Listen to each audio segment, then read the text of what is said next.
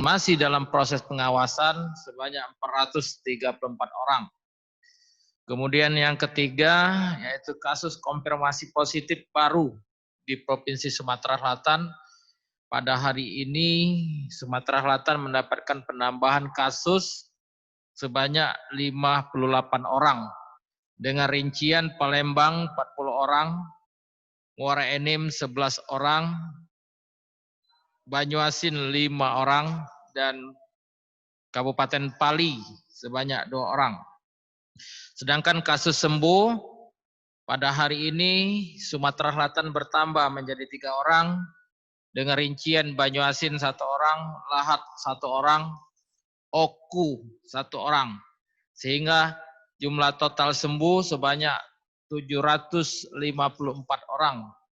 Sementara yang meninggal pada hari ini Sumatera Selatan mendapatkan penambahan 2 orang. Sehingga total yang meninggal di Provinsi Sumatera Selatan sebanyak 70 orang. Semua yang meninggal pada hari ini penambahan dari Kota Palembang. Sehingga pada hari ini total kasus positif COVID-19 di Provinsi Sumatera Selatan berjumlah 1.779 orang. Dari jumlah tersebut telah selesai baik sembuh maupun meninggal dengan rincian sembuh 754 orang dan meninggal 70 orang. Sehingga telah selesai sebanyak 824 orang. Dan kasus yang masih dalam proses perawatan atau masih menunggu perubahan hasil laboratorium menjadi negatif, masih menunggu proses penyembuhan sebanyak 955 orang. Demikian yang dapat kami sampaikan mengenai perkembangan kasus. Selanjutnya kami menghimbau yang mana kami tidak bosan, tidak henti-hentinya untuk mengingatkan kita bersama bahwa penurunan dan peningkatan kasus tidak lain merupakan dari hasil disiplin kita bersama. Oleh karena itu disiplin merupakan kunci penting dalam menurunkan angka penularan COVID-19 di provinsi kita. Untuk itu kami meminta disiplinnya, meminta disiplin secara bersama-sama, meminta disiplin secara serentak dalam kondisi, dalam aktivitas apapun, tetap memperhatikan protokol kesehatan, yaitu memakai masker. Pakailah masker pada saat keluar rumah, dan bahkan di dalam rumah untuk memakai masker yang apabila ada anggota keluarga kita yang sakit di rumah. Pakailah masker pada saat keluar rumah karena itu menjadi penting untuk mencegah penularan dari orang lain dan bahkan penularan dari kita. Karena juga kita tidak tahu apakah kita mengandung virus karena kita tidak diperiksa di laboratorium. Oleh karena itu kita memegang dua prinsip ini. Kita memakai masker adalah melindungi orang lain dan juga melindungi diri kita terhadap orang lain. Kita memakai masker melindungi orang yang kita cintai, orang yang kita sayangi, di mana di rumah ada orang yang usianya lanjut, dan bahkan anak-anak yang mana kedua orang ini sangat rentan, sangat pekah, sangat mudah untuk tertular penyakit COVID. Karena daya tahan tubuhnya orang tua sudah mulai menurun, sementara anak-anak masih dalam tahap perkembangan. Oleh karena itu pakailah masker jika kita sayang mereka. Oleh karena itu pakailah masker dan patuhilah protokol kesehatan kalau kita ingin segera kembali ke kondisi normal. Jika kita ingin memutus rantai penularan COVID ini. Karena tidak ada cara lain kecuali mematuhi protokol kesehatan itu tadi. Kemudian cucilah tangan, seringlah mencuci tangan di air mengalir dan menggunakan sabun. Jaga jarak dalam beraktivitas, dalam bertatap muka, dalam ngobrol satu sama lain. Jangan terlalu dekat, jaga jarak lebih dari 1 meter. Karena 3 kunci penting ini merupakan kunci dalam memutus rantai penularan COVID-19. kita boleh beraktivitas dalam kondisi, dalam situasi, dalam bidang dan dalam aspek apapun. Karena pada prinsipnya kita menginginkan hidup produktif tetapi aman COVID. Kita menginginkan hidup biar bisa menghasilkan tetapi tidak tertular oleh COVID. Oleh karena itu kita tidak mungkin menunggu sampai COVID ini berakhir sehingga kita baru beraktivitas. Sementara perekonomian kita melemah dan bahkan menurun. Karena itu kita tidak ingin ini terjadi. Kita tidak ingin kita terus dibatasi aktivitas dan tidak menghasilkan sesuatu untuk keluarga kita, untuk bangsa kita. Oleh karena itu, beraktivitaslah dalam setiap bidang kehidupan kita, tetapi jangan lupa kita tetap memakai masker, tetap jaga jarak, tetap mencuci tangan dengan sabun di air mengalir. Intinya beraktivitas tetapi memperhatikan protokol kesehatan.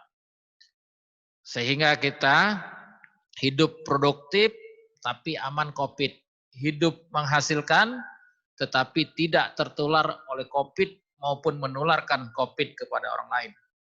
Sehingga prinsip ini apabila kita pegang, kita akan bisa menghentikan penularan virus COVID khususnya di Provinsi Sumatera Selatan.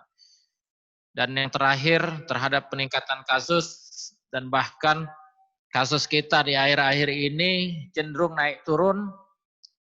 Oleh karena itu tidak perlu cemas, tidak perlu panik, sikapi dengan tenang, dan sekali lagi patuhilah protokol kesehatan, memakai masker, jaga jarak, dan cuci tangan. Karena dengan cara inilah kita bisa menurunkan penularan ini lebih lanjut. Sehingga akhirnya kita keluar dari krisis pandemi COVID ini, kita bisa menghentikan penularan COVID ini, dan kita kembali ke kondisi aktivitas yang normal lagi. Demikian, terima kasih atas perhatiannya. Wassalamualaikum warahmatullahi wabarakatuh.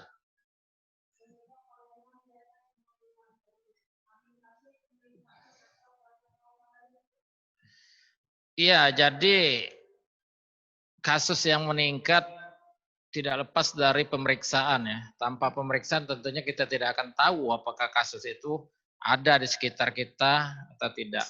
Pemeriksaan, pengambilan swab dengan orang yang kontak merupakan sesuatu yang baik, namun perlu diwaspadai.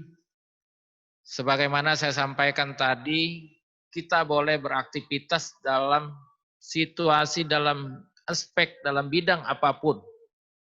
Yang paling penting yaitu memperhatikan protokol kesehatan.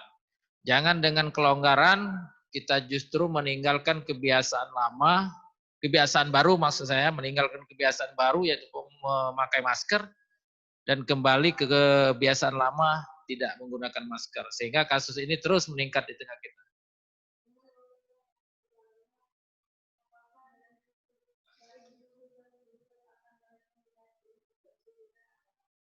Ya, kebijakan PSBB merupakan kebijakan kepala daerah, namun dalam penanganan kasus, pengendalian kasus COVID, kita gugus tugas provinsi selalu berkoordinasi dengan kabupaten kota, khususnya kabupaten kota yang kasusnya meningkat dan masih menjadi perhatian.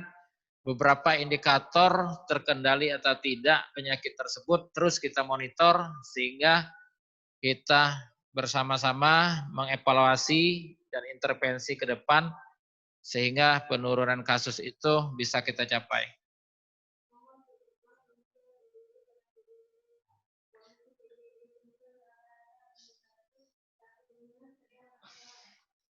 Ya, ODP sebanyak total 7.946 dan selesai dilakukan pemantauan 6.145 dan masih dalam proses pemantauan 1.801 orang. ODP ini orang yang mengalami keluhan ringan seperti batuk, pilek, tetapi tidak mengalami peradangan pada paru-paru. Itulah yang membedakan antara ODP dan PDP. Sementara PDP itu yang mana orang sudah mengalami keluhan sebagaimana ODP, ditambah dengan peradangan pada paru-paru atau yang lebih dikenal dengan pneumonia. Dan saat ini semua kasus-kasus di kita rata-rata kondisi ringan dan sedang.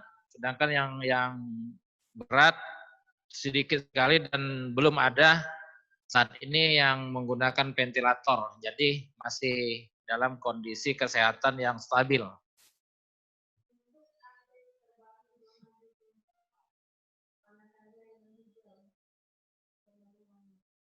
Nah, yang hijau saya tidak hafal persis ya. Nanti akan ada di situs kita. Yang jelas hijau yang diartikan di dalam penampilan peta kita adalah hijau di mana kasusnya sudah sembuh semua. Karena semua Sumsel, kabupaten kota di Sumsel itu semua sudah ada kasus. Jadi kalaupun dia menjadi hijau, itu artinya kasus yang ada di wilayah tersebut sudah sembuh semua. Tetapi apabila dari hijau menjadi kuning, berarti kasus di wilayah tersebut yang semulanya tadi sembuh semua, ada kasus baru di hari-hari yang mana warna peta itu menjadi kuning. Nah, kami berharap untuk yang zona-zona yang sudah hijau ini jangan sampai terjadi ke zona-zona yang mulai kuning bahkan yang merah lagi ya. Oke. Selesai. Baik, terima kasih. Assalamualaikum warahmatullahi wabarakatuh.